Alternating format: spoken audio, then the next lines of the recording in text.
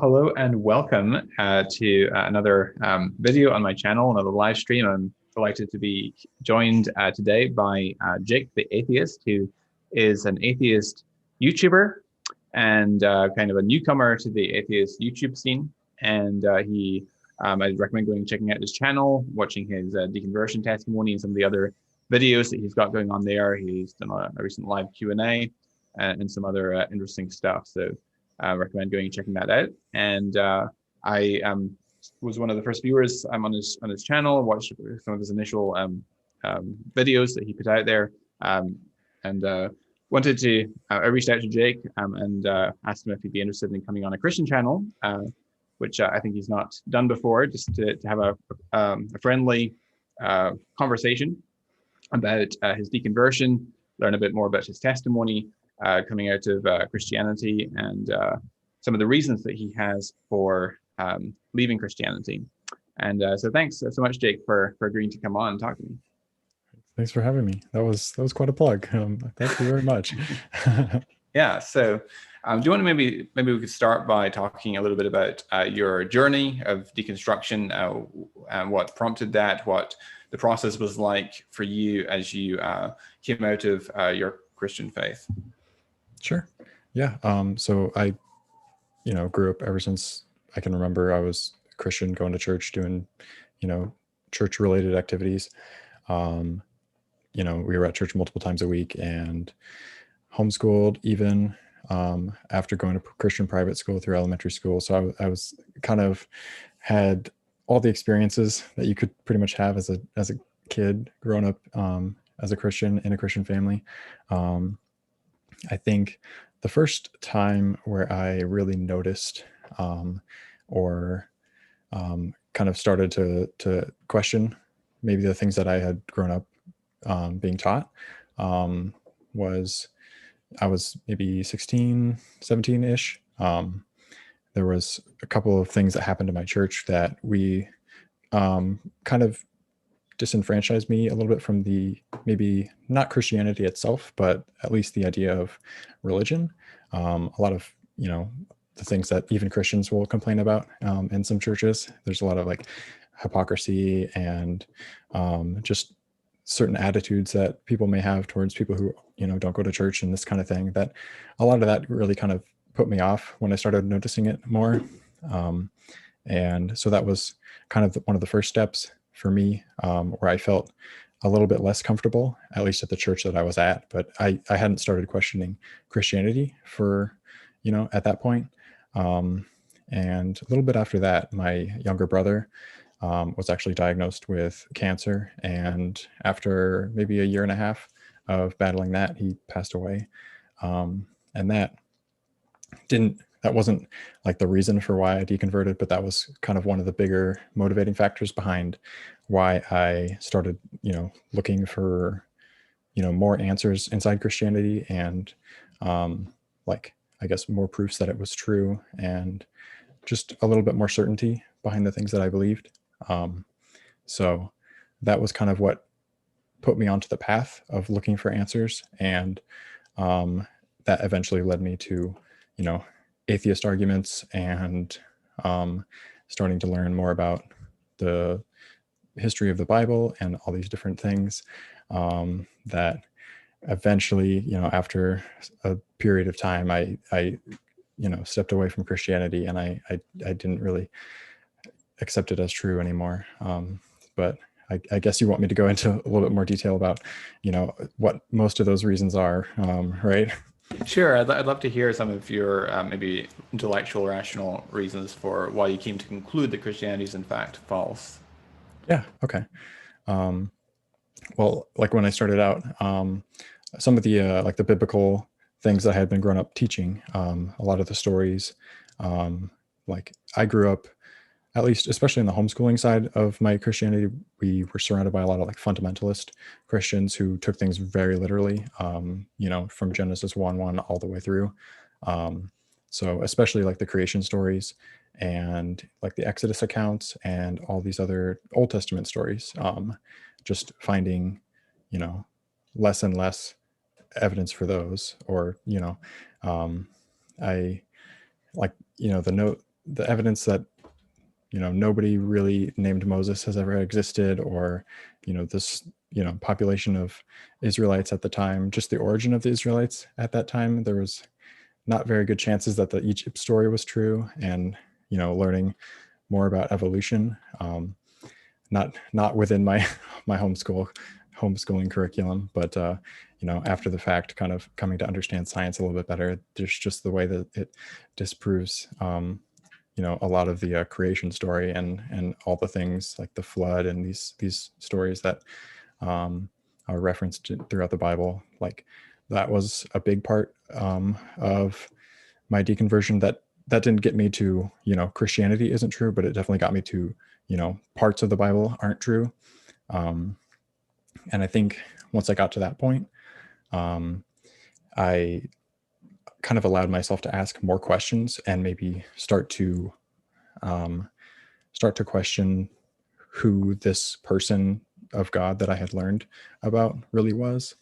And that kind of led me down to like the problem of evil and these other kind of conundrums that Christians will talk about.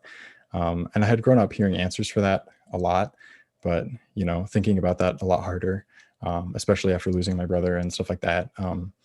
It seemed like that quote by Epicurus, or I think that where if a God is all powerful but doesn't help, is he malevolent? And I forget the entire quote, but those kind of problems where it seems like we're almost giving God like a pass, where somebody in like our position, if we saw an opportunity to help prevent some sort of bad thing from happening, where we would probably feel obligated to do something about that. It seems like when God doesn't do anything, it's almost like it's fine, because all these explanations that we hear about in church where it's part of his plan and he's working in mysterious ways, that just it didn't really make sense to me, especially for a being that was claimed to be so good and perfect. Like my pastor, even at the church that I had been going to, at the end of every sermon, he would pray and he would say something along the lines of like, forgive us for our sins and for the good that we failed to do. Because there's a couple of verses in the Bible where it talks about like, this isn't a verse directly that I'm quoting, but the idea that, failing to do good and to help other people is, also, not a good thing to do. As opposed to just doing something bad, it's also failing to do something good. And that's what it seemed like God was doing, pretty much every day, with the amount of hardship and struggle that happens in this world. There was I had a little bit of a problem with that, after thinking about that for a while. And, the free will arguments just didn't seem to make sense to me after a while. But that was, I don't know. I can elaborate on that later if we want to. Sure. So the issues that you mentioned so far are the problem of evil, concerns about literal interpretations of Genesis, and the historicity of Moses and the Exodus. Right? Was there anything else that was of concern?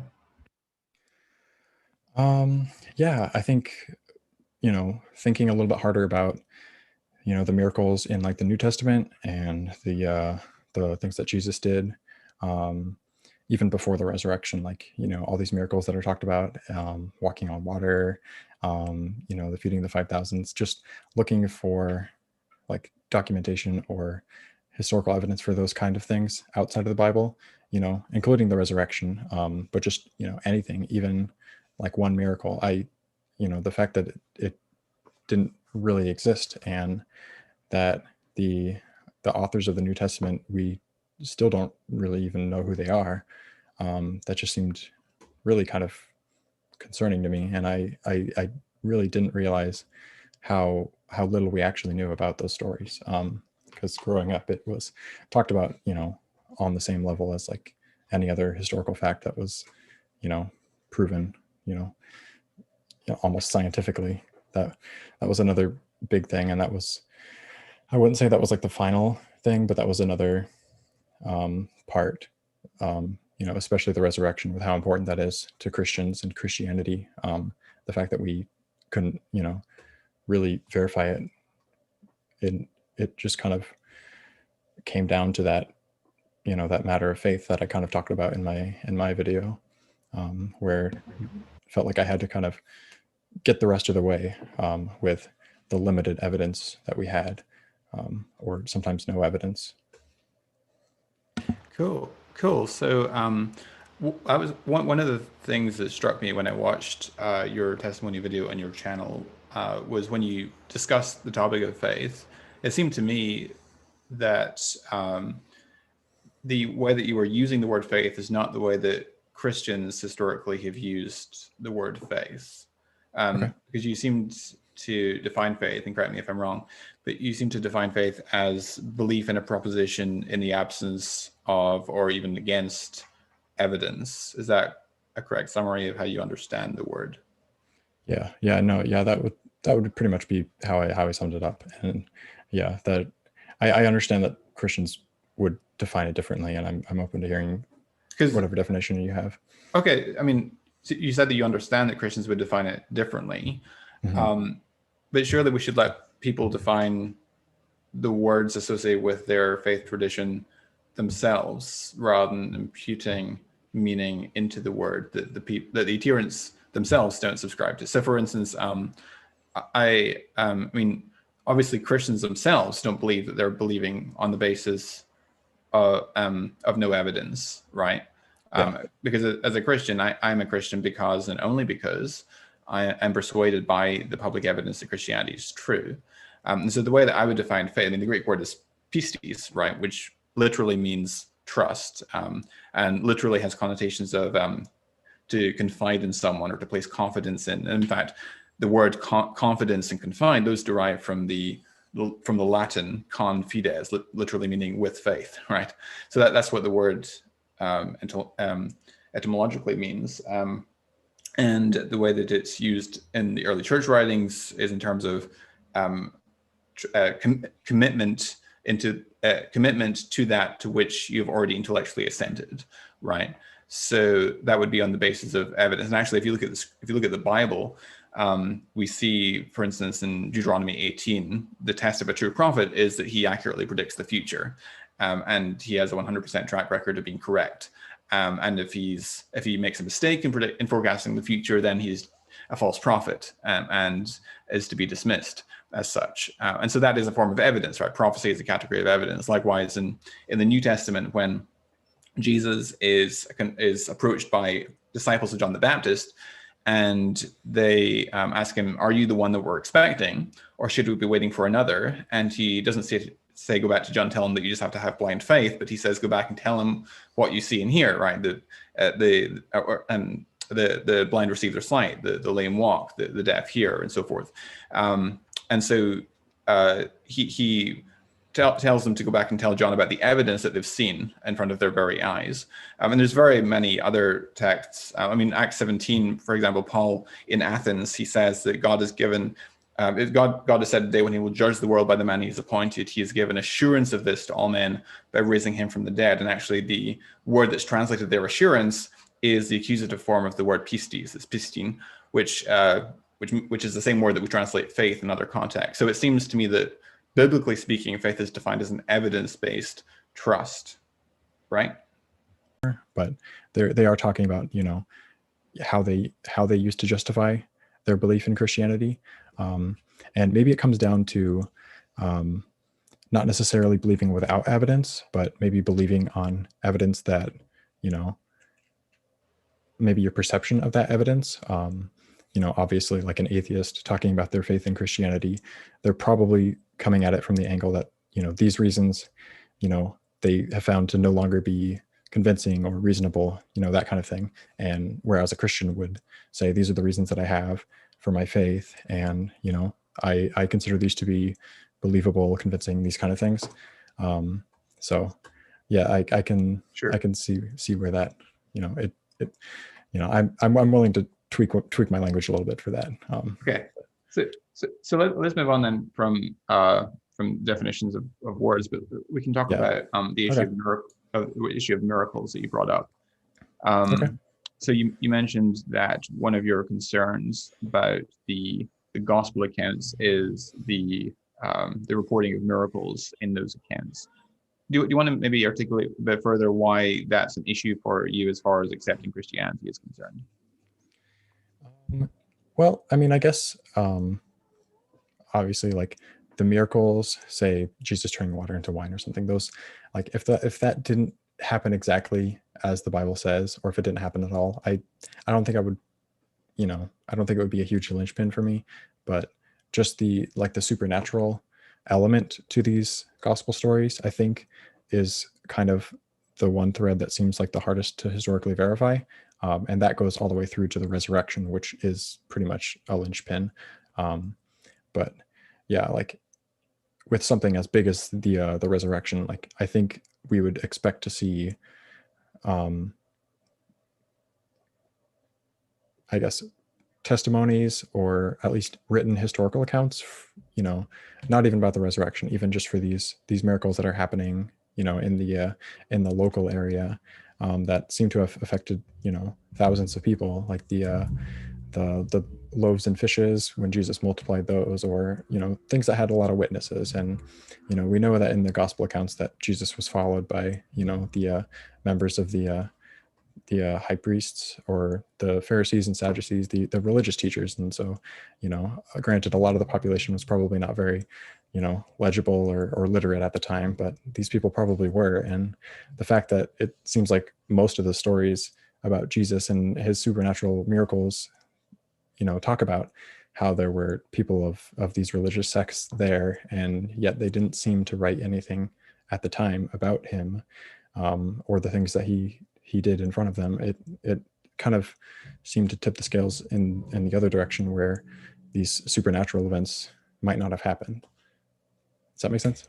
Sure. So, have you looked much into the historical case for the resurrection? Because you talked about eyewitness accounts, and that we should have. It would be nice if we had eyewitness accounts for the resurrection. What about the eyewitness accounts we have in the New Testament, though? Well, maybe we can talk about like the authorship of the Gospels, and if those authors count as eyewitnesses, or if they're recording stories told to them by other people, where it would be a little bit more of like a secondhand kind of experience, or even more separated than that. What do you think? Sure. So, so let me approach it in the following way. So let me summarize how I would build the argument for the resurrection, and then I will insert the pieces or elaborate the premises in more detail, including a discussion of the authorship of the Gospels.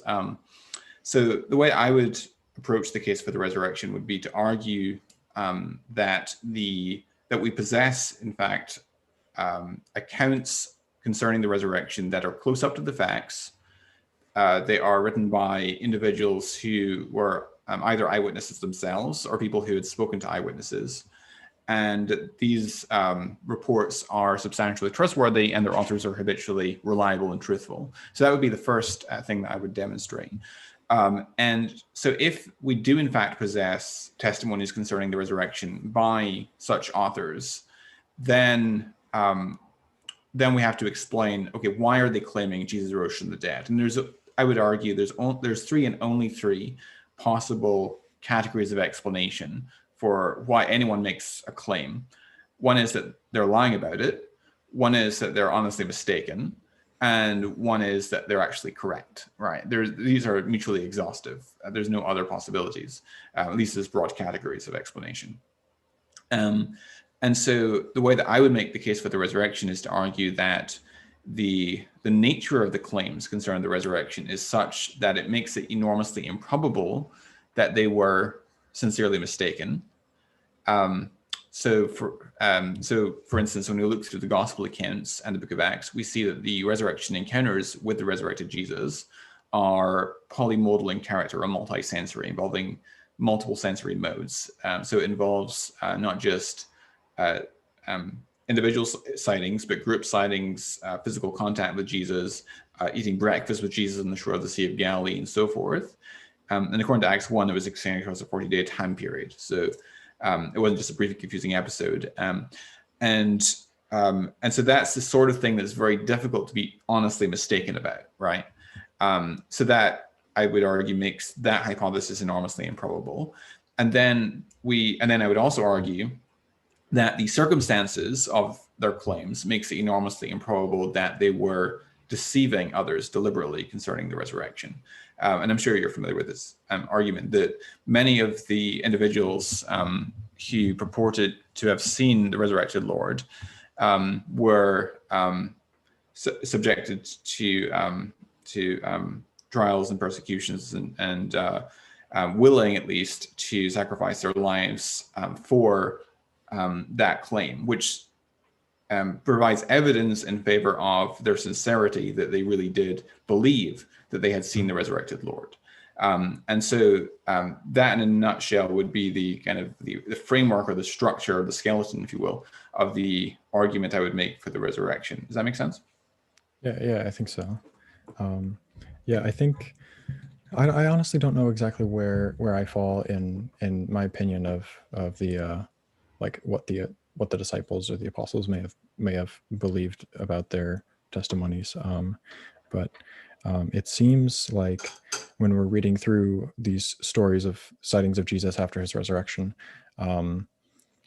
like, is there evidence outside of, the people telling these stories, or the people that have been, reported to have said these stories to the writers of the books, that these things actually happened? Or are we kind of taking it at the word of these people that, maybe we have evidence that this person existed, or maybe the only evidence for this person's existence is within the book where their stories are written as well?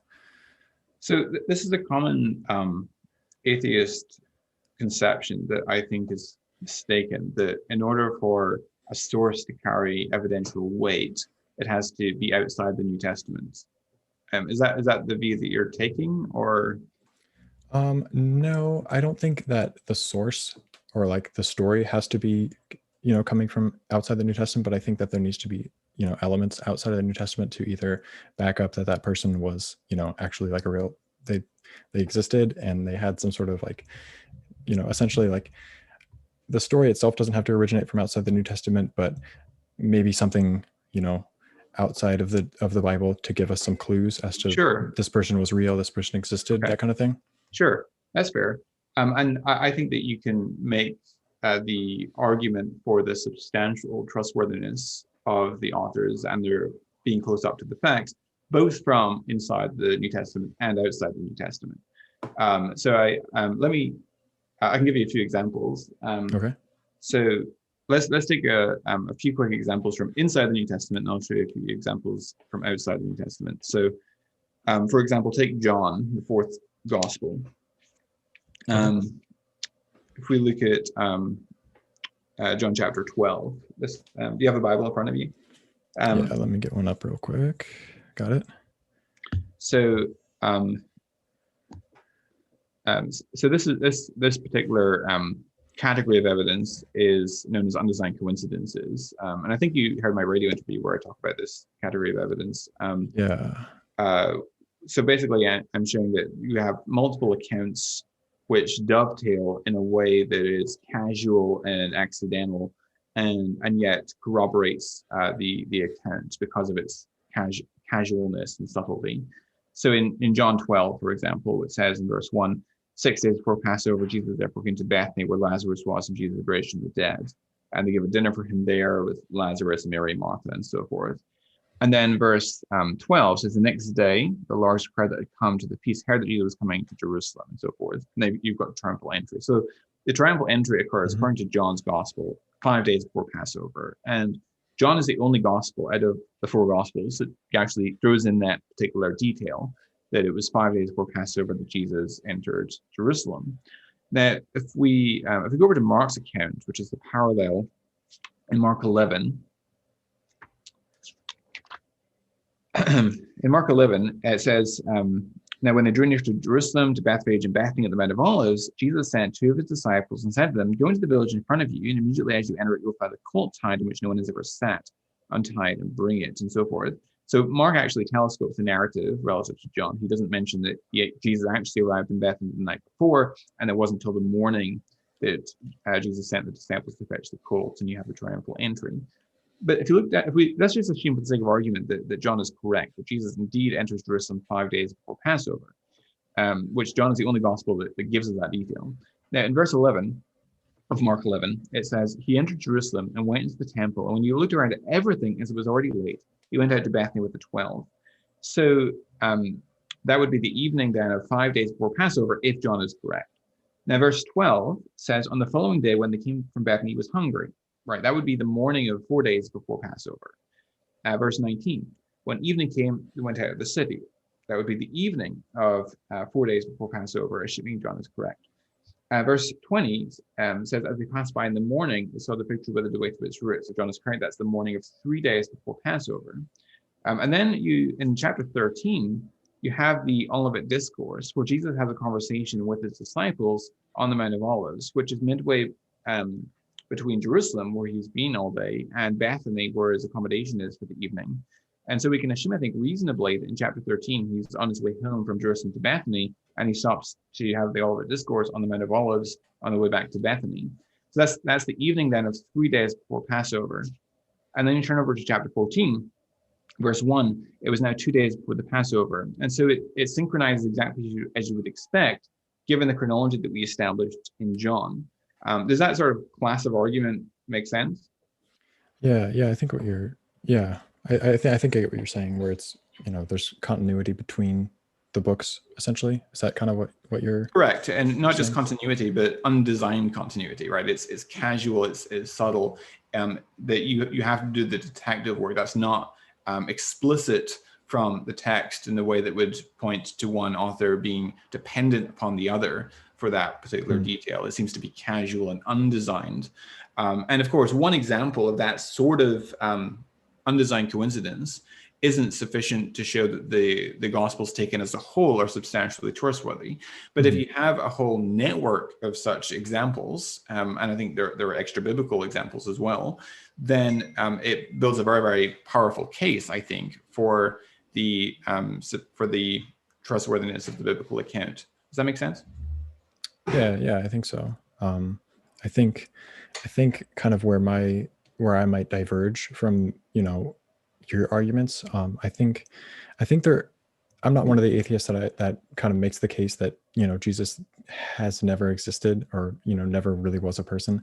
I think there's, plenty enough evidence, and it doesn't seem unreasonable to me to accept the fact that he was, a person, and he taught and probably had a following in Jerusalem, and probably did a lot of the things that you had even pointed out in these verses, So I'm sure that even the authors, if they were eyewitnesses to these events, or if they heard from eyewitnesses, these things probably would have aligned, in an undesigned way, like you were saying. But maybe if we would talk about if there's maybe good reasons to believe in, supernatural events like the resurrection and these other things, like the maybe the bodies that got up, out of and walked into Jerusalem, all these other stories that seem to almost require a belief in, an entirely different realm outside of the physical world. So this is a very common objection that is brought up by many atheists, that a lot of the examples that I would adduce for instances in the Gospels that we can corroborate either through these internal coincidences or through extra biblical corroborations are mundane facts that are non-miraculous or non-supernatural. And so the objection often is raised is, how do we draw the connection between the establishment of mundane facts in the Gospels and the supernatural aspects, such as the resurrection of Jesus? And the way that I would approach this is, as I said before, I would argue that demonstrating mundane facts in the Gospels, such as I just did, is epistemically relevant to establishing the miraculous aspects, because it increases the probability of the substantial trustworthiness of the gospel accounts. And if we can show by that cumulative argument that the Gospels are actually close up to the facts, that they're habitually reliable, and that they're consistently truthful in what they report, written by people who are well informed, then we have to take seriously that what they say concerning the nature and variety of the resurrection encounters with the risen Jesus actually comes from those eyewitnesses. And so therefore we have to explain why did they make those claims concerning the resurrection. And as I showed earlier, the resurrection encounters in the Gospels are not the sort that are easy to explain as the result of them being honestly mistaken. And I would argue that there's a whole range of reasons to believe that they were not deliberately lying about their encounters. I gave one example of a category of evidence which I think supports that, which is their willingness to die and to suffer persecution for their claim that that's in fact what they saw. That I think is more probable given the hypothesis of sincerity than its falsehood. And so to the extent that I can reduce the plausibility of those two competing hypotheses, that they were lying and they were deliberately mistaken, that raises in turn the probability, because it redistributes the probabilities and raises the probability of the resurrection of Jesus. So does that structure or argument make sense, even if you might disagree with the details? I think so. I think, yeah, I could, yeah, I think I would pretty much follow your train of thought there. But yeah, I think maybe we can focus on like the argument that they might be mistaken, because as you're saying, these people were obviously pretty familiar with, either what they eyewitnessed or just the things, the modern events that were going on at that time. And, people who may have been writing, after the fact, they were writing about a world that they understood and that was normal to them. And so like a lot of these details would probably line up just because of their familiarity, compared to us. Like we really don't know all that much that went on back then. But like I kind of look at, what was that? Sorry. What do you mean by familiarity? Familiarity with what? Just these like undesigned coincidences like you're talking about. People like a lot of the gospel writers probably went to Passover every year, and just kind of the way that they would describe these events and the things that lined up, they probably would be a lot easier to do, just because they had done it so often. But you notice it's not simply that they're familiar with the fact that there's a Passover every year. Yeah, right. It's they're talking about particular days line up in not just, they don't just line up, but they line up in a very casual and accidental, non-designed way. Right. And that's it's the casualness that gives undesigned coincidences their evidential value, right? Mm-hmm.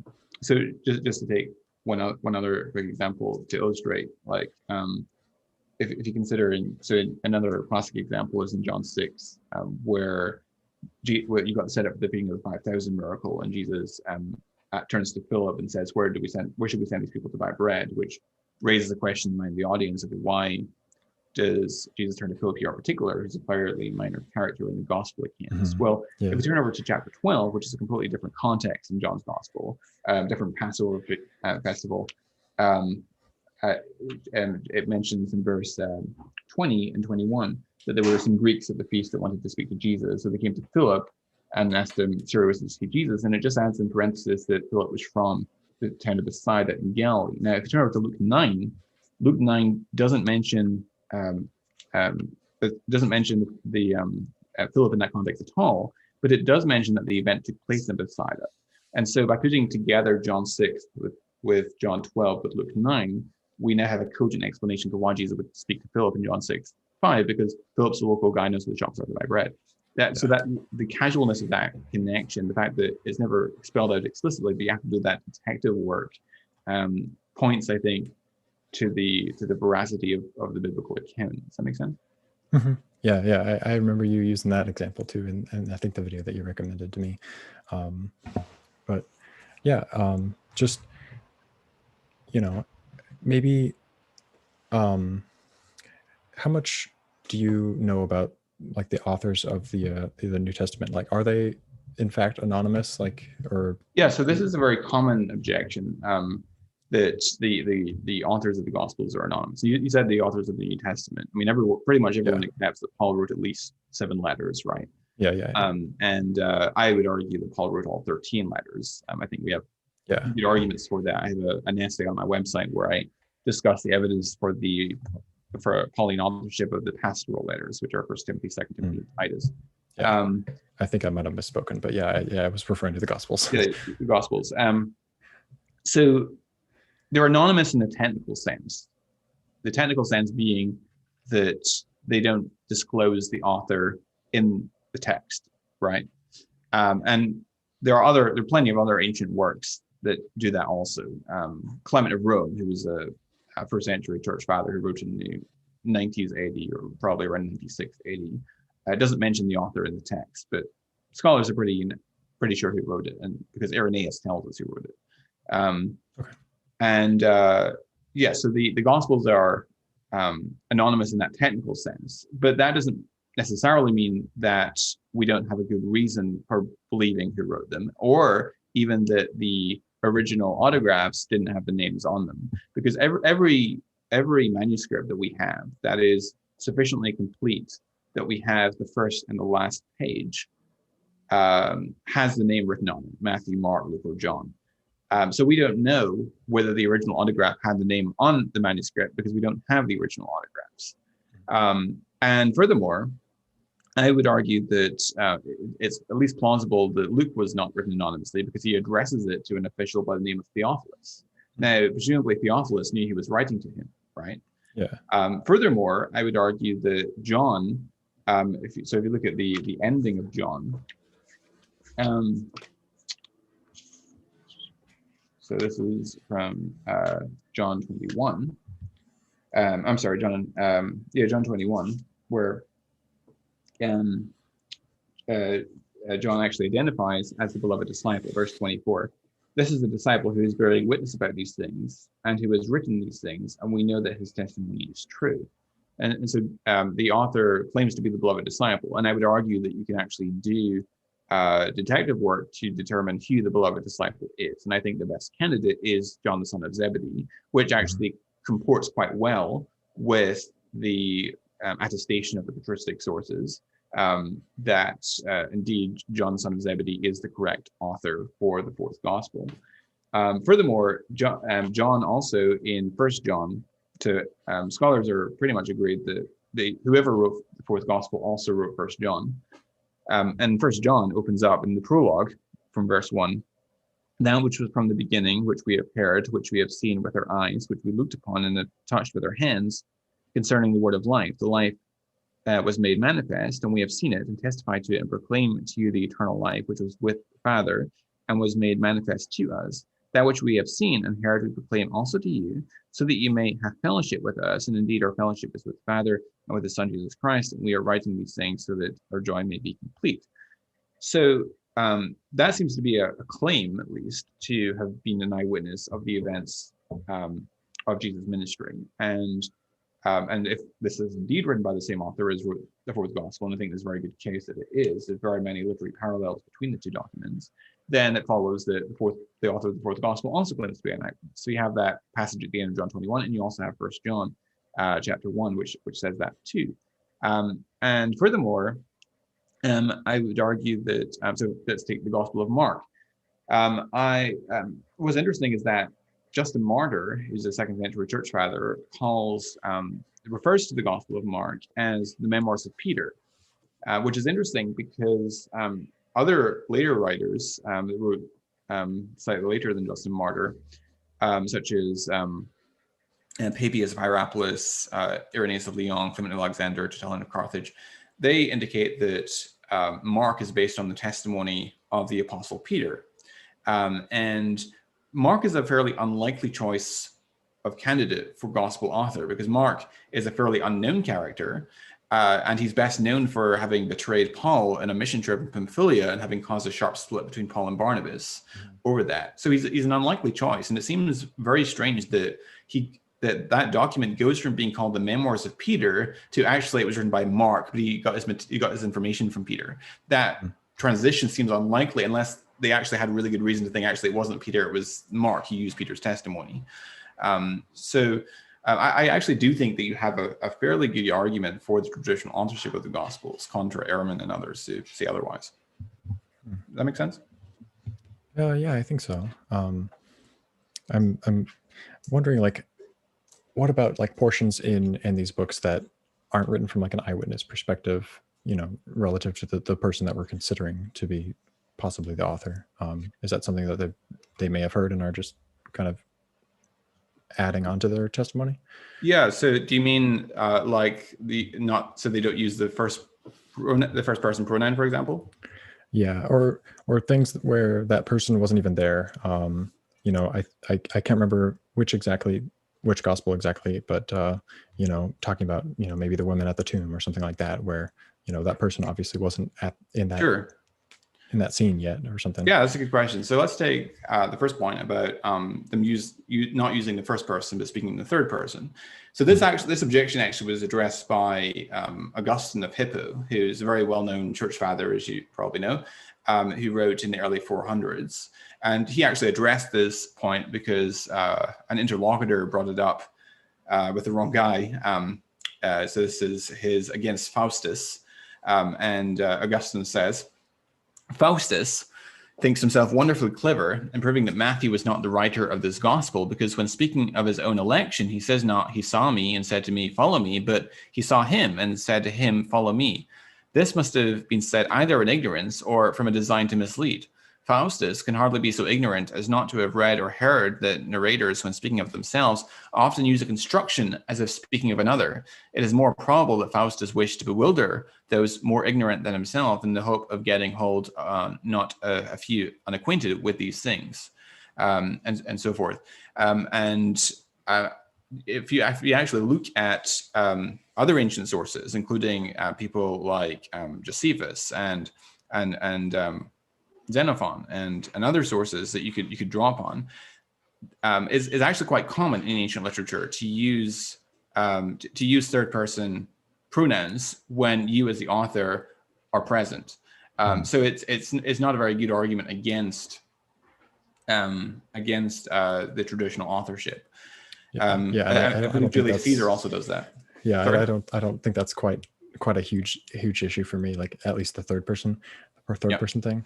That just seems like it's probably like just a common writing thing. Like even I could write about myself in the third person, So. Yeah.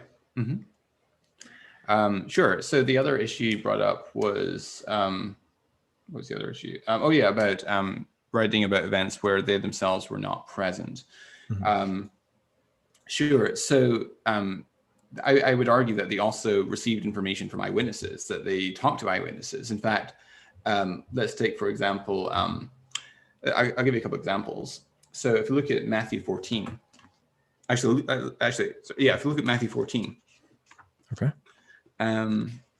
So this is where we are learning about about Herod talking about John the Baptist. And it says, at that time, Herod the Tetrarch, this is verse 1, heard about the fame of Jesus, and he said to his servants, this is John the Baptist, he's been raised from the dead. That's why these miraculous powers are at work in him, right? That raises a natural question, two natural questions, actually. Why is Herod talking about this matter to his servants? And secondly, how does Matthew know what Herod is saying to his servants, presumably in the privacy of his own palace, right? Mm-hmm. Well, if we turn over to Luke's gospel in chapter number 8, it says from verse 1 through 3, soon afterward he went on through cities and villages, proclaiming, bringing the good news of the kingdom of God, and the 12 were with him. And also some women who had been healed of evil spirits and infirmities, Mary called Magdalene, from whom 7 demons had gone out, and Joanna, the wife of Chuza, Herod's household manager, and Susanna, and many others who provided for them out of their means. So notice reference in verse 3 to Joanna, the wife of Chuza, Herod's household manager. So one of Jesus' female disciples is married to Herod's household manager, which then illuminates how Matthew could come to know what Herod is saying to his servants, presumably in the privacy of his own palace, right? So there's one. Also, Luke's gospel indicates that he's drawing information from eyewitness sources. So in Luke chapter 1, in his prologue, he says, Therefore, as many have, and he says, inasmuch as many have undertaken to compile a narrative of things that have been accomplished among us, just as those who from the beginning were eyewitnesses and ministers of the word have delivered them to us, it seemed good to me also, having followed all things closely for some time past, to write an orderly account for you, most excellent Theophilus, that you may have certainty concerning things that you have been taught. Now, Luke claims to have been a traveling companion of the Apostle Paul. You're familiar, I'm sure, with from Acts chapter 16 and following the utilization of the plural pronoun we, where the author actually seems to identify as being present with Paul. And so many scholars take that to, most scholars, I think, take that as indicating that the author is claiming to be present with Paul upon his missionary journeys. And actually, that makes a lot of sense, that interpretation of the we passages, because if you notice in Acts 16, the we passages trail off when Paul goes through Philippi. And then in chapter 20, they continue again when Paul passes back through Philippi, which is exactly what you might expect if indeed the author had remained behind in Philippi and then rejoined Paul. It's very casual and thus of evidential value. And furthermore, what's interesting is that in Acts 21, Luke claims to have been present with Paul in Jerusalem when Paul visits the Jerusalem church, and it mentions in particular James, who was the leader of the Jerusalem church, and he would have had ample access to the apostles. In fact, Luke is present with Paul when Paul is imprisoned in Caesarea Maritima for 2 years following this, and therefore he would have had ample access to that treasure trove of living witnesses to the events in Jesus' life and indeed the resurrection of Jesus. So does that make sense? So they had access to eyewitnesses. Yeah, I think that makes sense. And also you'll notice the women as for the women at the tomb. So Mark, for instance, interestingly, the patristic sources indicate that Mark drew his testimony from the eyewitness accounts of the Apostle Peter, and of course Peter, as you know, betrayed the Lord because he denies the Lord 3 times, and so he's not actually present while Jesus is being crucified and when Jesus is being buried and so forth. But then, interestingly, the women are brought in as witnesses, and the women are introduced, and it speaks about how the women were looking on from a distance. The women saw where he was laid, and so forth. And so it's almost as though when Peter's out of the picture, he's now receiving eyewitness information from the women at the tomb.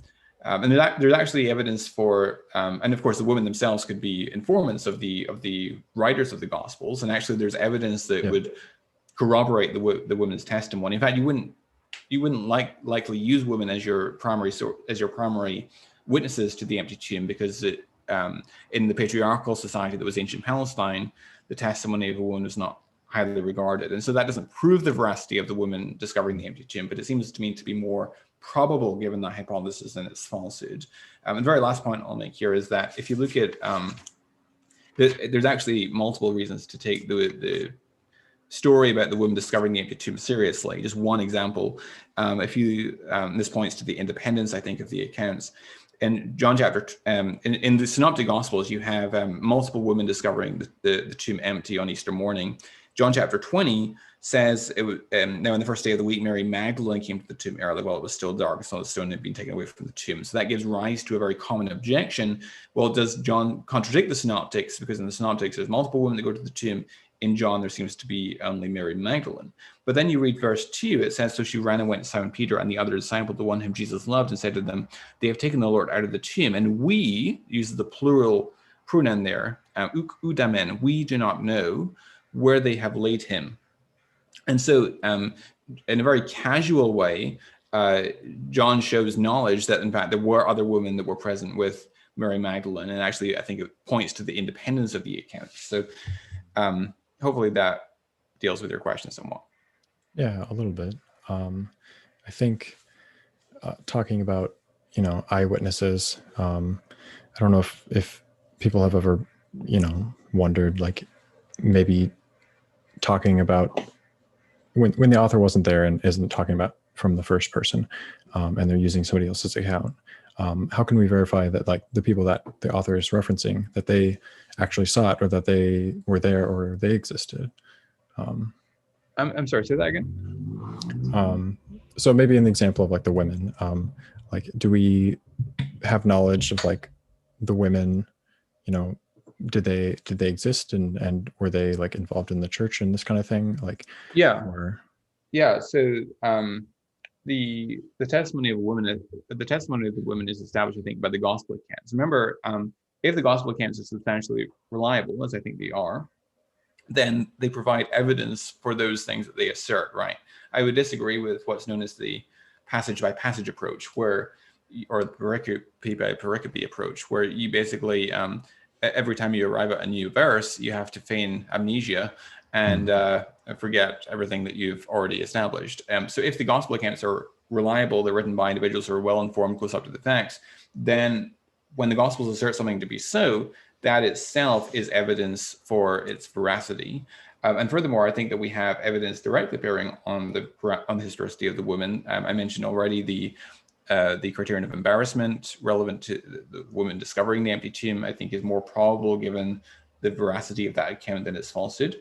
I also I think that you can make an argument for the independence of the gospel accounts in regards to the woman discovery of the empty tomb. I have a blog post where on my website where I talk about the evidential value of Luke Acts to building the case for the resurrection. And there I discuss various lines of evidence I think point to the independence of the accounts concerning the woman's discovery of the empty tomb. So does that answer your question there? A little bit. I guess, yeah, I was kind of like wondering, like, maybe like these women could have been just added to the story as kind of invented witnesses. Like, I don't know. It probably isn't that reasonable of a thing to claim, but I'm just trying to think of like all the different possibilities that could have kind of contributed to this kind of thing. And maybe a good storyteller would recognize that, you know, having a woman in the story might almost reverse psychology, kind of make it seem believable, where, you know, people would be like, well, women aren't believable, but that's why it's in the story, because, you know, it's not believable. It could be more convincing. Like, I don't know. But it wouldn't have been convincing to the original audience, right? So it seems very implausible that they inserted the women at the tomb in order to make it, in order to fool future historians, right?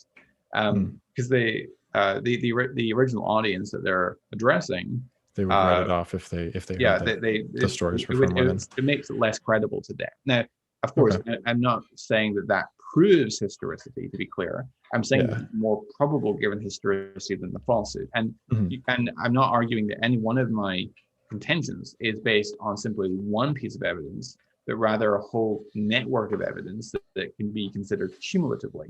And so while one piece of evidence might not be sufficient to carry the day, when you have lots of pieces of evidence, each of which on their own is somewhat more probable given the truth of the hypothesis than its falsehood, then cumulatively, because the force of those evidences multiplied together, you have a very, very powerful case, I think, cumulatively for the substantial reliability of the gospel accounts. Does that make sense?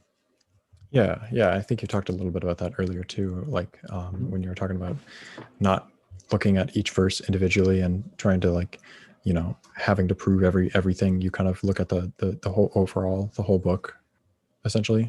That's kind of the approach that you think? Yeah, I think that you can establish the substantial trustworthiness of full documents by an inductive approach, right? So if the things that we can cross-check turn out to be correct, then that provides a basis for trusting those texts, even on matters that we cannot directly cross-check. Does that make sense? Yeah. I think I don't think I would be one of the people that would chalk like Christianity and like the original testimonies up to like a conspiracy or anything like that. But I know that, you know, even in modern times, that, you know, certain conspiracy theories that we know to be false, they do have true elements to their stories, and they are based on real world events and you know, current news and things that we can verify that are actually happening. But there are other things interwoven into these other stories that people give, you know. So you're completely correct. And of course we have to consider alternative hypotheses. But there's a difference between what's a possible explanation and what's a reasonable and plausible explanation. And the latter, I think, is determined by looking carefully at the available data. And so again, when we're evaluating any hypothesis, whether the alien abductions or Sai Baba materializing a watch or the resurrection of Jesus, right? Any of those propositions, we have to give an account for why the person that made that claim is making the claim, right? And there are three and only three possible categories of explanation which could explain it: the conspiracy hypothesis, the honest mistaken hypothesis, and the truth-telling hypothesis. And these three are mutually exhaustive. And so so when it comes to things that can be easily accounted for by a sleight of hand, such as materializing a watch by a magician or something like that, the case against being sincerely mistaken is going to be a lot weaker than when we are dealing with something like the resurrection accounts, where you have this polymodal encounter, and it involves groups and not just individuals. So you have multiple angles, and it's also happening not just once, but on multiple occasions. And these individuals are having physical contact with Jesus, eating breakfast with Jesus on the shore of the Sea of Galilee. It's something that's very difficult to be honestly wrong about, right? And furthermore, in 1 Corinthians 15, Paul says that Jesus was raised on the third day in accordance with the scriptures. And it's interesting that scholars debate as to what Paul actually meant when he says on the third day in accordance with the scriptures, because although the Old Testament does speak about the resurrection, in Isaiah 53, for example, there's no clear reference to on the third day in the Old Testament. Yeah. And what's interesting is that Paul later in that same chapter goes on to discuss how Jesus is the first fruits from among the dead, which of course relates to Jesus being the fulfillment of the first fruits feast. And the idea is that just as the first fruits represents the guarantor that the rest of the harvest will come, Christ's resurrection to glory and immortality represents the fact that the rest of the harvest or the rest of the resurrection will happen. And it turns out, if you look at Leviticus 23, the Feast of First Fruits was to be commemorated on the day following the first Sabbath, following the Passover, which would make it the Sunday. And that is indeed the day Jesus rose. And so that again points somewhat away from the hypothesis of them being honestly mistaken, because that points to design, either on the part of God or on the part of the human authors. So I think cumulatively, you have a very powerful argument against them being honestly mistaken. And so so that leaves us really with the resurrection hypothesis and the conspiracy hypothesis. Would you agree with that, or? I don't know. I'm still kind of lean towards maybe the possibility of like being honestly mistaken, or like we know that when Jesus was alive, he talked about rising from the dead and stuff like that, and he alluded to that. And obviously when somebody dies and is killed in such a gruesome way, people are probably really, really shaken up about that kind of thing. And a lot of people will probably, put a lot of trust in Jesus's words when he said that he would come back, and then that kind of thing. And like even today, when we look at like the QAnon conspiracy, there are people in our country who still believe Trump is president somehow, and there's something going on. And it's like they would probably fall most likely into that honestly deceived category, where they're not like deceiving themselves, but they're holding on to some evidence, however weak, that this thing that they've decided is already happening, and they're is reality. Sure. The relevant difference there, though, is that these individuals are not eyewitnesses, and they're not close up to the facts. So they didn't observe what was going on in Georgia, for example, and in Arizona, and Michigan, and Pennsylvania. They didn't observe what was going on there. So they are not in a direct position to know whether what they're saying is true or not. Whereas if the gospel authors could be established to be close up to the facts and habitually reliable, then they are in a position really to know whether what they say is actually correct, whether Jesus really, having breakfast with your friend, it's very difficult to be wrong about that, especially when you have these appearances over a 40-day time period, according to Acts 1. And you have multiple angles, you have group conversations with Jesus. Thomas requests to see the prints of the nails that went through his hands and feet and the spear wounds in his side. That's very difficult to be honestly wrong about. So really, I think that you have to go with the conspiracy hypothesis, or that Jesus really rose from it. And also relating to the idea of them being honestly mistaken, and the hallucination hypothesis, which would be the most popular version of that hypothesis, it seems very unlikely to me that even if they did have an hallucination experience, or some sort of objective vision, that it seems unlikely that they would have come away with the idea that Jesus had physically been raised from the dead, because in the Jewish belief, and the mainstream Pharisaical thought at least, they believed in a general resurrection at the end of time, not this first fruits resurrection of one individual to glory and immortality in the middle of history. And the Sadducees, of course, didn't believe in any resurrection at all. So the idea of the Messiah being raised from the dead goes against the mainstream Jewish thought concerning the nature of resurrection at the time. And it seems more likely that if the apostles had experienced some sort of objective vision or hallucination, they would have come away with the idea that they were observing Jesus in Abraham's bosom, right, in the afterlife, not that he'd physically come back from the dead. In fact, if you read, we often think that the ancients were very gullible about miracle claims in the resurrection, but actually when you look at the ancient sources, they were tremendously skeptical. For example, in the 2nd century, Theophilus of Antioch, writing a letter to Autolycus, Christian apologist writing to a pagan, he says, now as to your saying that the dead are not raised, for you say, show us even one who's been raised from the dead, that seeing we may believe. And I can give other examples of those sorts of passages in the ancient world. So in the Jewish world, there was a disbelief in the resurrection. In fact, the resurrection of Jesus is actually quite unlike what you see in Second Temple Judaism, because the main text concerning resurrection in Second Temple Judaism that people would appeal to would be Daniel 12, where the righteous of Israel at the resurrection shine like stars. But no one ever thinks to portray Jesus as shining like a star. So the Jews had this completely different concept of resurrection, whether it would be a general mass resurrection at the end of the world, not in the middle of history to one individual. And then the Greco-Roman world, the pagan world, didn't believe, they believed that the material world was defiling and corrupting. And so no one, having been released from physical existence, would ever want it back.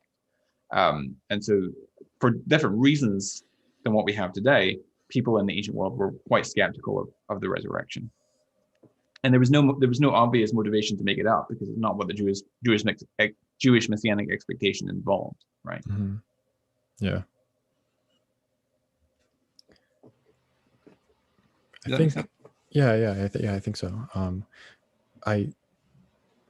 Let me know if I'm circling back or anything like that. But I don't feel entirely persuaded by accepting the claims of the Bible pretty much on the word or the testimony of just the Bible itself, if that kind of makes sense. It seems like a little bit self-interested, and it, especially when it comes to like these stories of these events that seem to have affected so many people, and yet the only real stories we hear about them are from the Bible, especially regarding supernatural events and other things. Maybe even not even the resurrection, but maybe even the when those dead bodies resurrected and walked into Jerusalem. That seemed like something that would at least catch the attention of the Romans that were occupying and the religious elders. And I'm wondering why those kind of things are just completely forgotten throughout history, and why we only find accounts like those in the Bible. Sure. So as for there's a few points brought up there. One is that the gospel accounts are, you said, self-interested, which is essentially a synonym for being biased. And you're completely correct. But I would argue that testimony can still carry evidential value, even great and weighty evidential value, even if it's biased in favor of what it's testifying to. For example, if we have a sexual assault or rape victim and they testify, of course they're self-interested, but but that doesn't mean that we discount their testimony, or their testimony is not of evidential value, especially if we have multiple victims or multiple witnesses to an event who come forward and testify. You're sure they might be self-interested, but their testimony still carries evidential value. Mhm. As for extra biblical attestation, I would argue that you can actually make the case robustly from extra biblical support and corroboration by looking at incidental corroborations that support the biblical account. So I'm sure you're familiar with very common texts that are brought up when dealing with extra biblical attestation, such as Flavius Josephus's Testimonium Flavianum, which is in Antiquities of the Jews. Familiar with that text, right? Where Josephus, the Jewish historian, has a paragraph concerning Jesus. About this time, there was a wonderful teacher, and so forth. And I guess you're probably familiar with the controversy surrounding that there seems to be some interpolation of the text, and it's not completely authentic to Stephen, and so forth. And then there's a few other texts that are often brought up, like there's a passage in Tacitus which mentions the crucifixion of Jesus, and Suetonius mentions that there was that Claudius, the emperor, expelled all the Jews, ordered all the Jews to leave Rome at the instigation of one Chrestus, and so forth. So there's a few texts which deal in broad outlines with the gospel narrative. However, at best, they would only confirm the gospel narrative in broad outline. We can expect no more, really. And furthermore, I would argue that Josephus, for example, is getting his information from Christians, right? And so Josephus, at best, I would argue, is only giving us evidence about what Christians in the first century believed about Jesus, which we already know from the New Testament. So I would argue that his evidential contribution in terms of that passage is fairly negligible. So I actually caution Christians against using that text. And I think Tacitus might be getting his information from Pliny the Younger. And in any case, both those authors, Josephus and Tacitus, are quite far removed. Josephus was born a few years after Josephus died. Tacitus wasn't born until like 56 AD. So I don't use those. However, I think that you can make a better argument by looking at basically equivalents of undesigned coincidences involving the gospel accounts and the extra biblical accounts. So, for example, in Matthew chapter 2, we have Jesus and Mary and Joseph who've gone to Egypt to escape from Herod the Great, and Herod the Great passes away in 4 BC, most scholars think, and so they're Joseph and Mary and Jesus are returning from Egypt to Judea, and then he learns that Archelaus is now reigning in place of his father Herod, and so now he's afraid to go there, so he goes to Galilee instead. Now, what's interesting is that so he's presumably after Herod the Great passed away, his eldest son Archelaus would take the throne. That would be a reasonable inference to make, and so in that knowledge, he's on his way to Bethlehem, back to Judea, and then he hears that Archelaus is reigning, so now he's afraid, and now he goes to Galilee. How do we explain that? Well, if we look at Josephus, he tells us that one of the last things that Herod did before his death in 4 BC was to have certain Jews executed for their part in having removed Roman shields with the emblem of the eagle from the Jewish temple, because it violated the commandment about not having graven images. And so the Jews took it upon themselves to have the shields removed. Herod the Great found out who was responsible, had them killed brutally, and then the time for his death came, he passed away. And Archelaus began to reign in Judea, and his younger brother Herod Antipas, Archelaus' younger brother Herod Antipas, began to reign in Galilee, and so that right away it helps to illuminate why he would go to Galilee instead of Judea, because Herod the Great's jurisdiction had been divided among his sons, Herod Archelaus, Herod Antipas, and Philip, and so the the time for the Jewish Passover festival rolled around, and there was this influx of Jewish pilgrims coming in for the Passover, and the Jewish pilgrims picked up stones and they stoned the Roman soldiers to death. They had an argument with this group of Roman soldiers about what happened. They picked up stones and they stoned the Roman soldiers, and some of them died. And Josephus reports that they picked up their sacrifices for the Passover and they ran to the Jewish temple. And Herod Archelaus was enraged at this threat upon his government. So he rounded up his entire army and sent his entire army upon the Jewish temple. He surrounded the temple with the horsemen and told them, don't let anyone leave or enter the temple. And he sent the infantry, the foot soldiers, into the temple and told them, kill everyone you find. And he massacred 3,000 Jews in the temple. And then he announced to those that were out with the temple, Passover is cancelled, return to your homes. And so you can imagine poor Joseph on his way back from Egypt, encountering this massive fleeing pilgrims coming out of Judea, hearing what just happened and thinking maybe it's best not to go into Judea right now. And so he goes to Galilee instead. So that sort of incidental illumination of the backstory of the biblical account actually, I think, has evidential value in supporting its truth. Another quick example from, here's another example. This is from Mark 10, where Jesus is giving teaching on divorce and remarriage. And he says, if a man divorces his wife and marries another, she commits adultery. And if a woman divorces her husband and marries another, she commits adultery against her husband.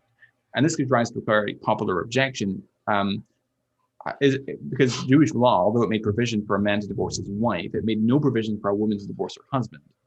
And so the objection that's often brought up is, well, is Mark a Gentile who's here betraying his ignorance of Jewish law? Perhaps he's deliberately fudging Jesus' teaching to make it more suitable for our Roman audience, where a female can initiate divorce proceedings.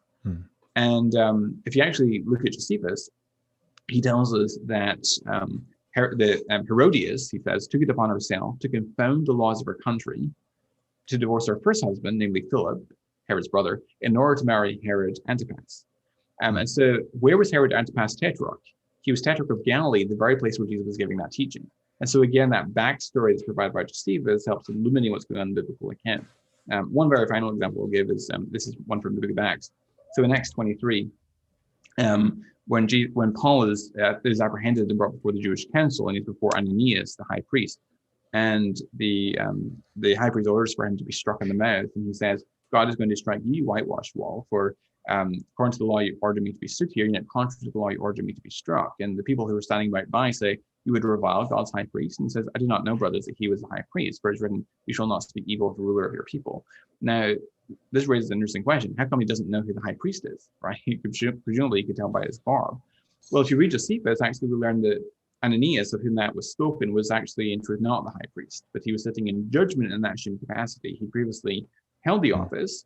He'd been deposed. The guy had replaced him, called Jonathan, who'd been murdered. Another had not yet been appointed to the station. So during the vacancy of his own authority, he assumed upon himself the discharge of the office. And so that illuminates Paul's words. Oh, I'm sorry, I didn't realize he was the high priest. Right. So that sort of approach, I think, is quite powerful for arguing for the substantial reliability of the Gospels. Does that make sense? Yeah, I think so. Maybe maybe going back to like the Matthew 2 and the accounts of maybe Jesus's birth. I'm not too intimately familiar with all of the understanding and the knowledge around this part, but I know that like there have been questions raised about the census that was going on at the time, whether or not that was actually happening, or if that was completely added to the story. What do you understand about that, and Sure. Would that almost counteract some of this other corroborating evidence if it wasn't a historical event? Yeah, that's a good question. And what I'd say in regards to the census is so I interpret the census as not being of the Roman world. I think that the NIV is unhelpful in inserting the word Roman where it doesn't belong in the because it's not in the original Greek. In fact, he says that the census was ordered by Caesar Augustus, that the world should be registered. And if you look at so that phrase, the world or the whole world, is picked up by the NIV translators and say, it must be in the Roman Empire, so they insert the word Roman there. Now, if you go over to Acts 11 and verse 28, it says, and one of them, named Agabus, stood up and foretold by the Spirit that there would be a great famine over all the world. This took place in the days of Claudius. And then it said the disciples determined, everyone according to his ability, to send relief to the brothers living in Judea. So that famine is actually of the world of Judea. And actually Josephus writes about that same famine and talks about it being over the land of Judea. So that he uses that exact same expression, the whole world, to refer to the world of Judea.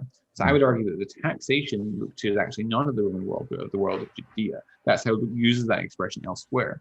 But it still raises the question, well, why is the census ordered by Caesar Augustus? Because presumably Judea would be under Herod's jurisdiction.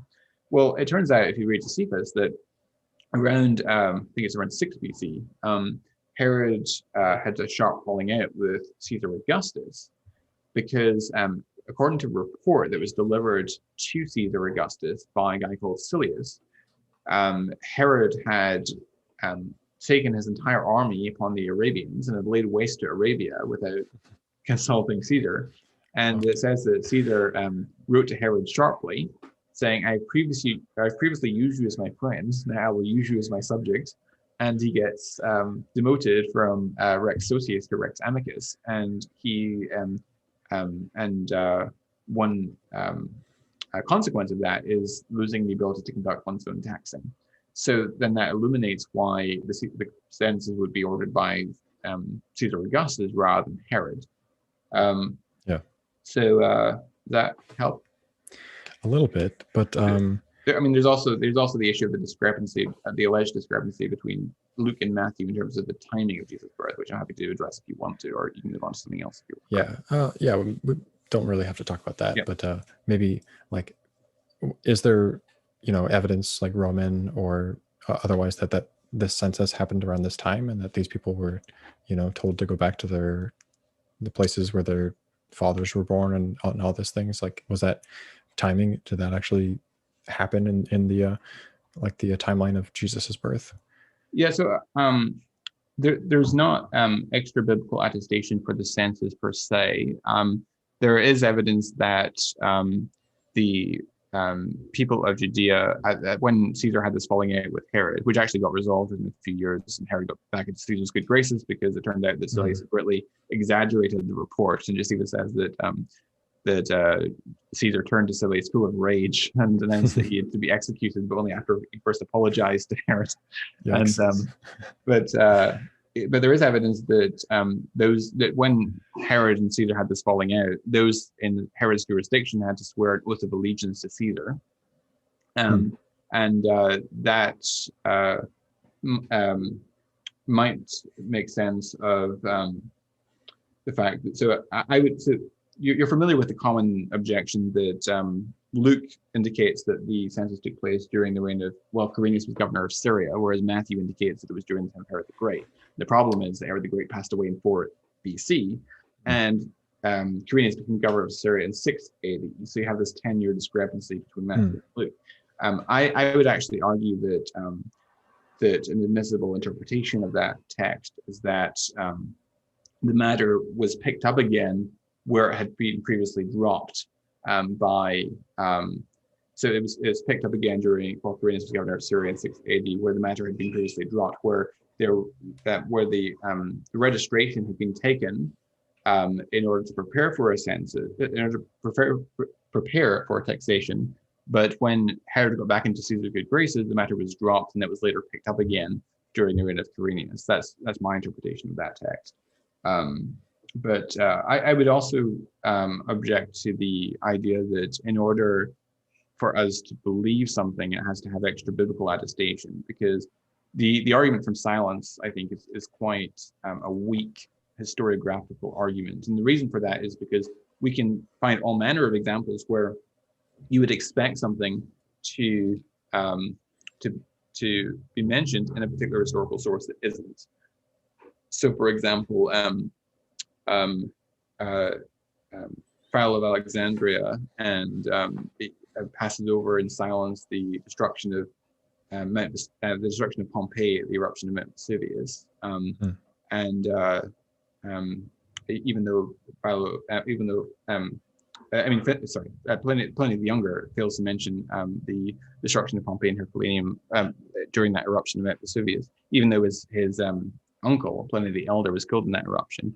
For example, the destruction of the temple in AD 70, we only have one first century source that talks about the destruction of the temple, and that's Josephus.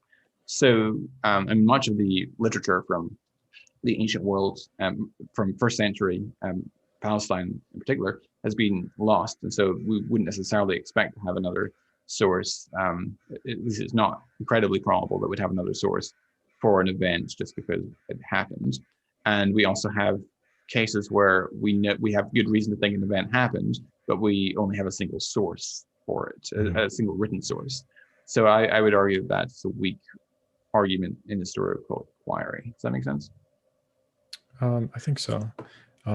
Maybe in the cases of these other historical events that, say we have only one source, what are the criteria that we use to, maybe not establish that they're true, but maybe just kind of like accept tentatively that this is a likely historical event? Is that similar to like what you're using with the Bible, or is there a little bit more rigorous of a set of processes there? Is there any difference? Do you mean how we establish an event in secular history as opposed to biblical history? Yeah, with an account from one source that's talking about a different historical event, not in the Bible. Yeah, I mean, we use similar processes. Obviously, with the biblical events, we don't have physical evidence of Jesus' existence or his resurrection. We have testimonial evidence, although we have physical evidence in terms of archaeology of some of the places, of course, many of the places that we have in the New Testament accounts and some of the buildings that are spoken of and so forth. But we have physical evidence for some other ancient characters. Obviously, if you're an emperor, you have your image on coins at the time, right? But I would argue that documentary evidence is still a valid form of evidence and can vary in quality depending on how much of it you can corroborate. Right. Take another example of the argument from silence. Then we actually only have one per-century source that mentions the expulsion of the Jews from Rome under Claudius. So at the book of Acts in chapter 18 mentions that. That's why Aquila and Priscilla end up in Corinth and why Paul meets them there. There is an extra biblical source that mentions it, which is in Suetonius in his life of Claudius, but that's from the 2nd century. But nonetheless, historians are pretty much unanimous that indeed happened. So, does that help? I think so. Yeah. Do you think maybe that the impact of the claims that are being presented by the New Testament put it on a different level than just other historical events that seem completely plausible or commonplace? Like, obviously, like the New Testament requires so many other supernatural elements, and obviously this specific theistic existence of a deity in order for these things to happen. And I think in my mind that separates it and puts it on a level of needs a little bit more evidence for me to kind of accept so many of these things. And that's totally fair. And I think that you should require more evidence for supernatural events than you do for mundane events. I don't have a problem there. I would just argue that the extra requirement is satisfied by the evidence that we actually have. I would disagree actually with Carl Sagan's famous dictum, which the idea behind it goes back to Hume, of course, David Hume, Scottish philosopher. But Carl Sagan's version of it was extraordinary claims require extraordinary evidence. I have a whole article where I discuss this in a lot of detail. And I have quite a number of significant problems with it. One thing I would say there is that there are ways of increasing the prior probability. And let's just take any miscellaneous Joe Blow from at random. The probability, and let's say that he passes away, the probability of him returning from the dead, or even of God raising him from the dead, even supposing that God exists, is astronomically small, right? That's very fair to say. It doesn't follow from that the prior probability of Jesus specifically rising from the dead is equally small, because there could be background information which suggests that God plausibly has motivation for raising Jesus of Nazareth specifically from the dead.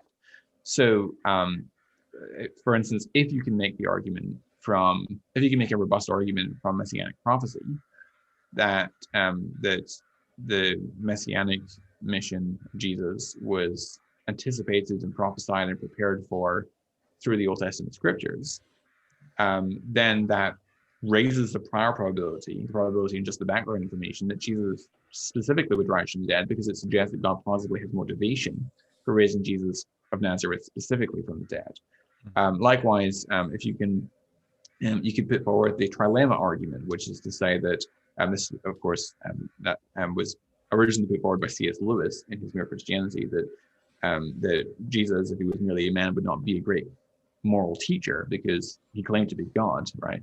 So he was either lying or he was completely insane. C.S. Lewis says on the level of a man who thinks he's the poached egg, or else. So he's either lying or he's completely insane, or he's actually indeed God.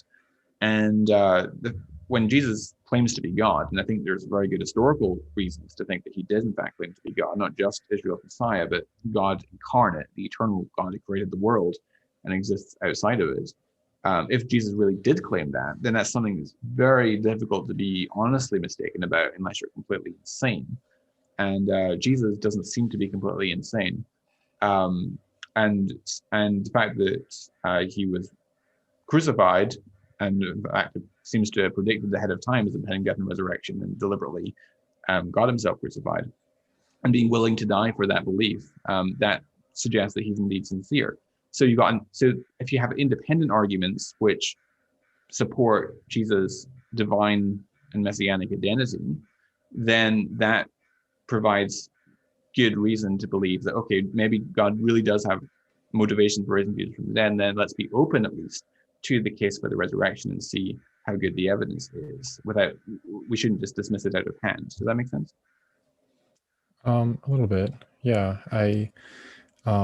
I wonder, because I've heard that kind of in the time of Jesus, on earth, that there were other similar kinds of Jewish, preachers and prophet figures that were kind of had a following in that area. And I'm wondering, were their messages similar to Jesus's? Maybe did any of them claim similar things that Jesus did? That kind of thing. Sure. Well, there were certainly messianic movements, but those messianic movements subscribed to a completely different vision of what the Messiah was supposed to be, what he was supposed to accomplish, than that of the Christian movement.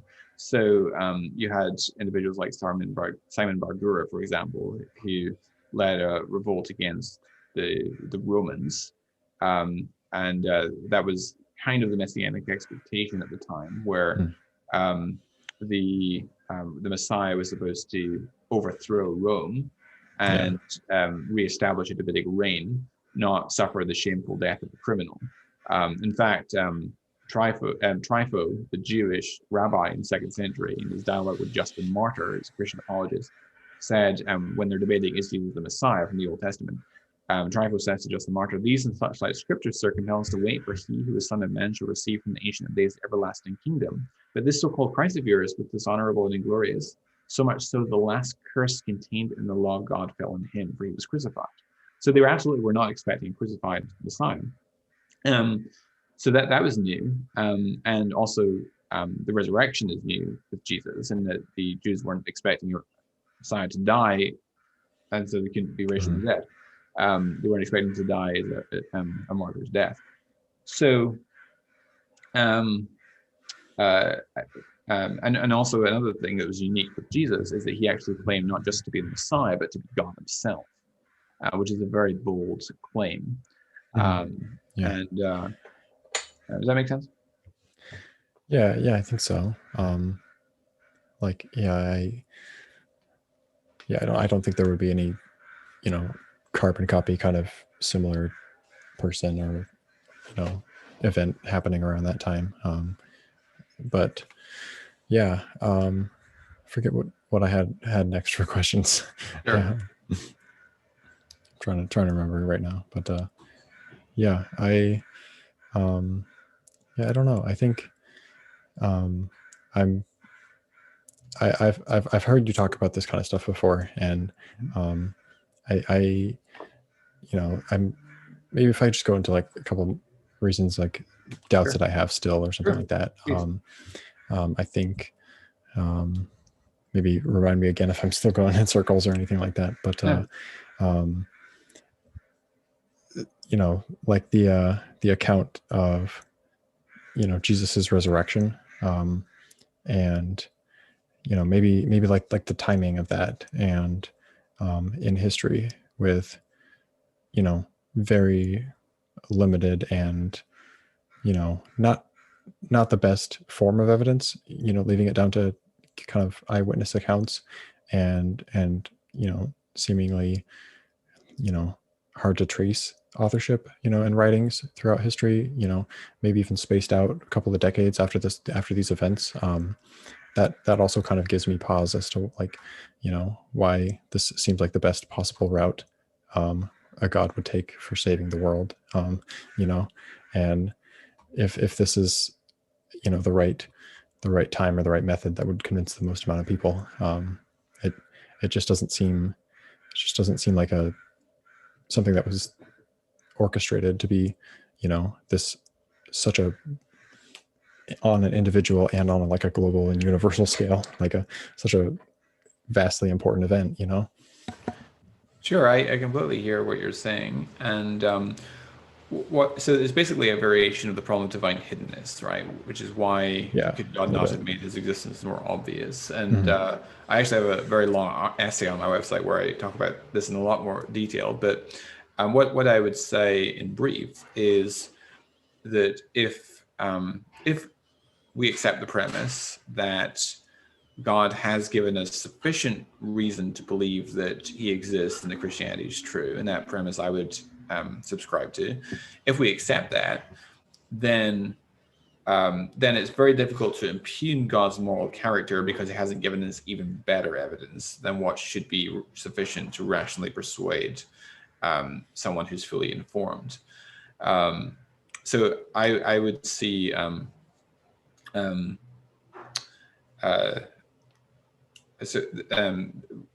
one of our responsibilities, I think, in this life. I would argue that this life is a probation, as it were. And this was an idea that was stressed, I think, by Joseph Butler. I would argue that this life is a probation, that we ought to investigate the case for God's existence. I think that he's made his existence very clear in the natural world. I get asked all the time why God hasn't made his existence, why it's so difficult to uncover God's existence, why we have to go and get PhDs in astrophysics and molecular biology in order to see God's existence. And my response to that is actually it's not that hard, but it's been made artificially hard by bad scholarship. Even Richard Dawkins says that Darwin made it possible to be an intellectually fulfilled atheist. In other words, before Darwin was on the scene, it was quite obvious from looking around the world and observing living systems that these systems bear the unmistakable hallmarks of design. And that, I think, is partly why the world was so much more theistic prior to Darwin. So I think if Darwinian thinking, including in its modern forms, is simply bad scholarship, as I actually maintain that it is, then it's actually not that hard to infer God's existence from the natural world. It's just that it's been made artificially more complex to make the argument than it should be because of the obstacles of bad scholarship. If God has made it immediately obvious through the created order that he exists, and actually that's what Paul says in Romans 1:20, that men are anapologetus, without an apologetic, without an excuse, because of what God has revealed about his identity and attributes and power in the created order. Psalm 19:1, likewise, the psalmist David says that the heavens declare the glory of God, the skies proclaim the work of his hands. If that is the case, then that at least should prompt us to go and try to find out what we can about this God, including searching through the world's religious holy texts. And I think that the Bible uniquely stands out as being evidentially supported and actually commends to us an evidence-based belief system, and actually doesn't just commend an evidence-based belief system. It actually has the goods to support it. It actually has evidence that is public and accessible. Does that make sense? Yeah. Yeah, I think I get what you're saying. I, we don't have to switch topics into the whole God existence You're talk welcome now. to if you would like to. But no, I think I got another question that I can circle back to towards. I was thinking about maybe you can talk about comparing like the evidence that we have. You mentioned this a little bit, but comparing the evidence that we have for Christianity and these testimonies with, say, the accounts for the truths of other religions, and maybe talking about the differences there. And because, in my mind, there's a lot of the things that I hear. I get a couple of, Muslims commenting on my channel, and that's a lot of the things they bring up are based on testimony and this kind of things.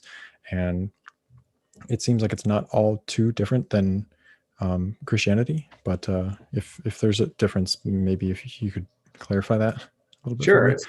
So I think that it's quite different. With Islam, for example, their primary text of authority is the Quran. It's their only inspired authority. And they actually would argue that, at least the mainstream Sunni position, is that the Quran, Surah 85:22, says that the Quran is inscribed in tablets in paradise. And the mainstream Sunni position is that the Quran is eternal, unlike the Bible, of course, which is not eternal and is written by humans and has human authors, and you can see human personalities and styles coming through it. With the Quranic text, we have the Quran being revealed piecemeal to the Prophet Muhammad, according to the canonical story, over a 23-year period from December of 609 AD to 632 AD, when Muhammad died. By contrast, with the Bible, we have it being revealed to at least 30 to 40 authors, over a period of about 1,500 years. And so that's different. And I think that gives us a lot more data in terms of establishing the unity of its message, for example, over such different genres and authors, centuries, and so forth. And also the Quran, I think, is out in the cold because the Quran affirms certain, it affirms, for example, that Jesus is the Jewish Messiah, but doesn't seem to understand what the Jewish Messiah actually entails, according to the Hebrew Bible. It's quite incoherent from an Islamic point of view to call Jesus the Messiah, and the Quran does. The Quran also says that the Injil, which is derived from the Greek word evangelion, meaning gospel, which is in the possession of the Christians of Muhammad's day, and also the Torah in the possession of the Jews of Muhammad's day, is previously revealed authoritative scripture, and actually, and it's preserved and authoritative that Christians and Jews are to judge by the contents of these previous scriptures. And actually, the Quran says that Muhammad himself is predicted in those scriptures, and so Muslims have had 14 centuries to search high and low trying to find Muhammad in the Bible, and the passages that they traditionally appeal to, such as in Deuteronomy 18, Psalm 5, John 14, John 16, these just fall apart very, very quickly on any level of inspection. The Quran also claims that Jesus wasn't crucified in Surah 4, verse 157, 158, which is overwhelmingly attested historically. If we don't know that Jesus is crucified, we know nothing about Jesus' life. There's the Quran contains many scientific problems. The Quran contains many historical anachronisms. It confuses the two Marys, for example. It confuses Jesus' mother Mary with Moses' sister Miriam, thinks it's the same individual. Twice it confuses those individuals. So, there's just so many problems with the Quran. And there's also not any positive confirming evidences that support the Quran's divine origins. And I'm familiar with, the only arguments that are really put forward are, one is if you read there's no other book like the Quran in terms of the majesty of its style and so forth. The Quran has this challenge to reproduce a single chapter like the chapters of the Quran. And it's very difficult without any set of criteria and any assessment of the validity of those criteria. Mozart has unparalleled music, but it doesn't follow from that it's divine music. And you could also pick any chapter of the Psalms, for example, and just declare, well, produce a chapter like that. Well, how do you know if you produce a chapter like that? It's very difficult. And so that's one argument. Another argument is Muhammad in the Bible, which I think is completely silly. Another argument is science in the Quran, which is the worst argument in my opinion for Islam. I have a whole lecture I give on that. And the numerological miracles is Shabir Ali and others come up with. The number 19, number 7, I think is laughable. And what's the other one? Yeah, these are the main ones that I encounter, and they fall apart upon very superficial inspection. Right. Gotcha. Yeah. So as far as like the evidence for the Quran, it's, they appeal to, certain scientific truths about, things that we understand, that we've, shown to not be the case sometimes. Yeah. And I don't know how much eyewitness evidence or eyewitness testimonies in the Quran. It depends when you, and actually that was the other argument I was thinking of, the textual preservation of the Quran is being completely preserved right down to the letter, which is demonstrably false. But it depends when you date the Quran, whether it's actually written by Muhammad or actually written later, and that's a debatable issue in itself. But in terms of the Hadith literature, which actually concerns the life of Muhammad, then that isn't written until like the 9th and 10th century, so much later. And actually the earliest biography of Muhammad, which was Sirah Allah, is written in the mid 8th century, whereas Muhammad died in the 7th century. So so the sources are very late and not derivative from eyewitness testimony. Gotcha. Yeah. So you kind of, do you point to things that, the Quran talks about that we know, didn't happen or aren't true as kind of evidences against, that book having, a divine truth to it, pretty much? Yeah, that is correct. And notice that the having errors in the Quran, such as scientific errors, historical anachronisms, and so forth, is a much greater, I would argue, evidential weight in disconfirming Islam than parallel examples would be in the Bible for disconfirming the Bible. And the reason for that is because Muslims, unlike Christians, claim that the Quran, at least this is the mainstream Sunni position, Shia don't, they believe it's divine words, although it's not eternal. But the Sunni Muslims would argue that the Quran is eternal, in tablets in paradise, and it's actually the very words of God. It's not. They have a completely different view of inspiration, where they would subscribe to a dictational view of inspiration or a mechanical view of inspiration, where the angel Jibril, Gabriel as we would call him, tells Muhammad to recite and so forth. Whereas with the biblical text, we don't believe that for the most part. Most of the Bible was not dictated by God, and so I think that. If we find historical errors in the biblical account, and I actually am not in the narrative, so I think that there are actually plausible candidates for error in the biblical text. I think that it's a much less evidential weight, and actually should only cause one to revise one's theory of inspiration than to reject Christianity in total. Yeah, I think so. Obviously, there are some people that think of the Bible as completely 100% true as well, similar to that kind of group of Muslims that you're talking about. But yeah, I think, with the things that we can demonstrably prove in the Bible that didn't happen, or at least don't have enough good evidence to accept, like in the Old Testament, I think something closer to maybe what your perspective is. So to be clear, I think that the Bible is substantially trustworthy, and I draw an important distinction between a deliberate distortion of fact and what may be described as a good faith mistake.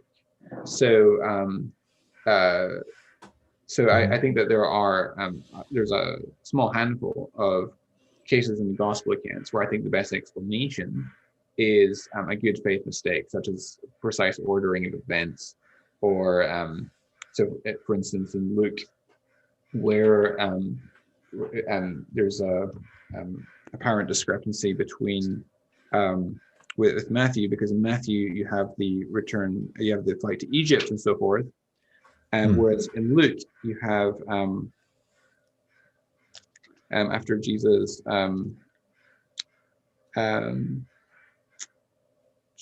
so it says in verse 39, when they had performed everything according to the law of the Lord, they returned to Galilee to their town of Nazareth. And so you have nothing about the flight to Egypt and so forth. And I think that Luke probably interviewed Mary, and that Mary narrating the event indicated that after performing everything according to the law of the Lord, so she says later when we return to Galilee, and Luke just fills in, just creates a transition in the account, which results in a good faith mistake because Mary hasn't given him the information about the flight to Egypt and so forth, and so that results in a good faith mistake.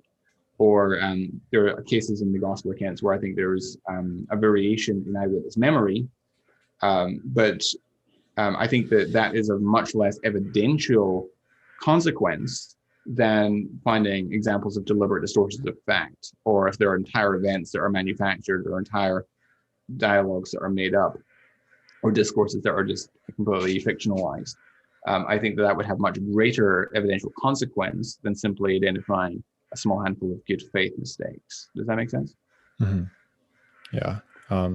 But I think about like an Old Testament example that we don't completely have, proof that it didn't happen, but say like the crossing of the Red Sea, where we don't see any evidence of something like that having taken place, or the Israelite population at the time, or how they originated.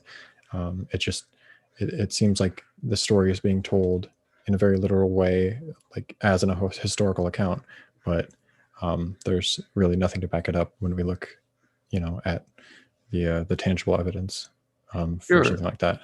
So on the historicity of the Exodus, that's a big topic, but let me direct you to one of my favorite books on that topic, which is Did I Not Bring Israel Out of Egypt? It's a scholarly work which actually deals with the evidence from an Egyptological and archaeological point of view. And I would highly recommend that.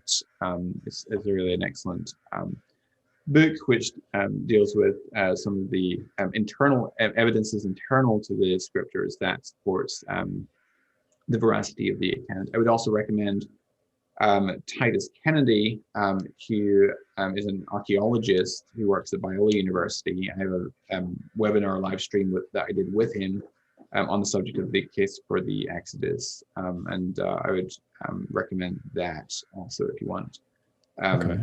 If you want a robust scholarly defense of the Exodus. Okay. And when you say like internal evidence, are you talking about like evidence that is contained in the Bible? Is that what you're saying? Or so there's so they talk about for example, the preponderance of Egyptian loanwords in the Pentateuch, which is more probable given the hypothesis of the Exodus than its falsehood and so forth. So there are internal evidences as well as external evidences that tend to support the historicity of the Exodus. So I'd recommend that. Also, I would argue that if we can show, as I think we can, that Jesus in fact rose from the dead, and thus that vindicates his divine and messianic identity, then Jesus' testimony actually provides some indirect corroborative evidence for the events that he describes. And it's clear to me that Jesus actually affirms at least the broad contours of Jewish history. And so therefore, that itself provides at least some prima facie reason to think that events in the Old Testament are true, even if we don't have direct corroborating evidence. Does that make sense? Yeah. I hear what you're saying. That I have to take a look at those resources that you mentioned to kind of see if that changes my opinion at all. Sure. But yeah, I think I don't know. I think probably gonna start to wrap up at least. Sure. I don't have a hard deadline, but yeah, of course.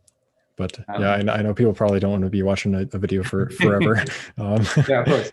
But thanks Yeah, so I much. think. Thanks so much, Yeah, Jake, thank you. for This being on. was actually, this was nice. This was fun.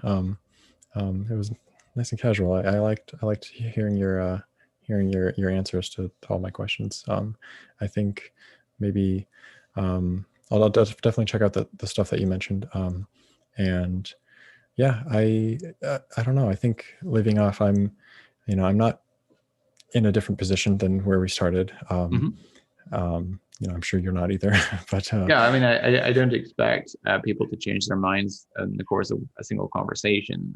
But my purpose in talking to skeptics or ex-Christians is to help them to think about things from a different perspective. And I want people to at least know the relevant facts, pro and con, so that they can make an informed decision in yeah, regards to Christianity.